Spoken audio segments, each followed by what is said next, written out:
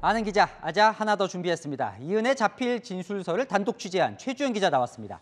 자, 최 기자, 이은혜가 직접 썼다는 진술서요. 이걸 이제 법원에 냈다는 거죠? 네, 맞습니다. A4 용지 2장이고요. 1,600자 정도의 분량인데 어제 구속영장 심사에서 판사에게 제출했습니다. 그런데 이런 부분도 나옵니다.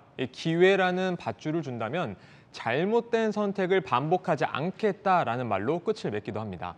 지난 16일 체포된 이후에 검찰에서는 줄곧 진술을 거부해 왔는데 이 판사 앞에서는 억울함으로 호소하고 있는 모양인데요.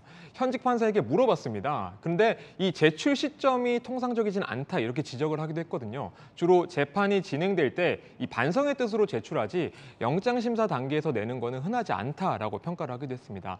그리고 법원 판단에는 영향을 미치지 못할 것이다 내다봤는데 결국에는 어젯밤 이은혜가 구속되기도 했습니다. 근데 이 진술서를 보면요. 그 내용을 보면 남편이 사망한 이 계곡 사건 내용은 없고 보고독, 이 살해 시도 내용만 많이 들어있다면서요. 저희가 사실 이 진술서에 주목하는 이유는 검거 이후에 이은혜의 입장이나 혹은 심리 상태를 처음으로 종합적으로 확인할 수 있기 때문입니다. 그런데 특이한 점은 앵커께서 말씀하신 대로 2019년 2월에 이 보고피를 이용한 1차 살해 시도 혐의만 적극적으로 부인하고 있다는 거거든요.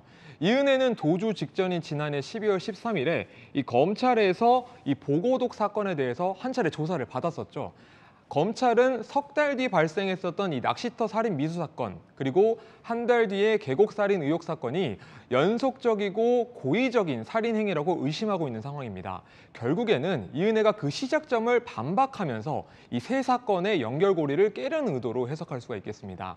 이은혜 입장에서 볼 때는 검찰이 쥐고 있는 패를 확인한 게 이 보고독 사건 하나밖에 없기 때문에 향후 수사에 대비해 다른 사건은 언급조차 안 했을 가능성도 있습니다. 나름 뭐 치밀한 전략이 있었을 수 있다 이 내용 같은데요. 그렇죠. 그럼 계곡 사건 이 내용은 한 줄도 언급이 없습니까? 딱 한 차례 언급하긴 합니다. 어떤 식으로 언급이 되느냐? 계곡 사고 후라는 말이 전부인데요. 바로 여기에서 이은혜의 심리를 조금 내다볼 수가 있겠습니다. 범죄의 개연성이 있는 이 사건이라는 단어 대신에 우연적으로 발생한 사고라고 태연스럽게 말하고 있는 겁니다. 자, 뭐 카메라 앞에서는 아무리 물어도 대답을 안 텐데 혹시 반성한다 뭐 이런 내용은 없습니까? 뭐 반성한다, 참회, 잘못 이런 단어들도 등장하긴 하는데 네. 그 뜻을 살펴보면은 대부분 4개월 동안 도주했던 것에 대한 설명이거든요. 결국엔 자신이 잘못 판단해서 도망갔다는 것입니다. 윤 씨에 대한 언급도 전혀 없었고요. 반면에 낮과 밤을 가리지 않고 성실히 생활했고 또 도주 전까지 수사에 성실히 임했다라고 강조하기도 하는데 판사에게 이 죄의식보다는 억울함을 전하려는 의도로 보입니다.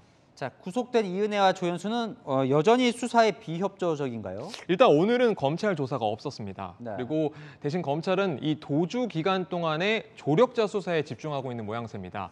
이를 위해서 검사 2명을 추가로 투입했다고 하는데요. 구속 상태에서도 과연 수사에 비협조적일지는 조금 더 지켜봐야겠습니다. 네, 지금까지 최주영 기자와 살펴봤습니다.